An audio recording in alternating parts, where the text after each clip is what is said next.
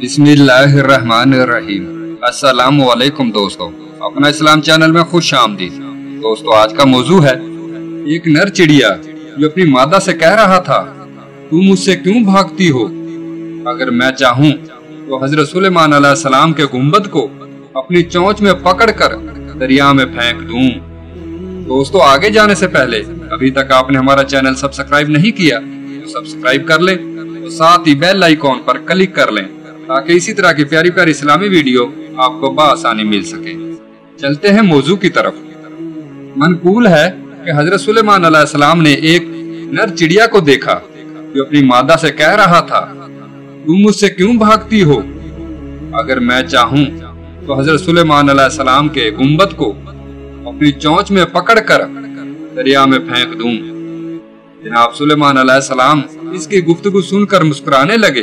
दोनों को बुलाकर नर से पूछा कि जो कुछ तुम कह रहे थे, क्या इसे करने के लिए तुम्हारे अंदर ताकत है?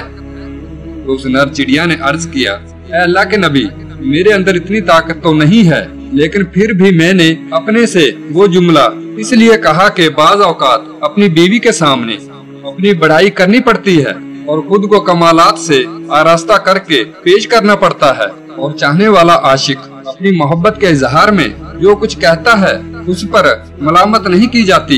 ये सुनकर जनाब सुलेमान अलैहिस्सलाम ने इसकी मादा से कहा कि जब ये तुझसे मोहब्बत करता है तो तुम इसकी बात क्यों नहीं मानती? मादा चिड़िया कहने लगी, खुदा के नबी, ये मुझसे मोहब्बत नहीं करता, सिर्फ बातें बनाता है।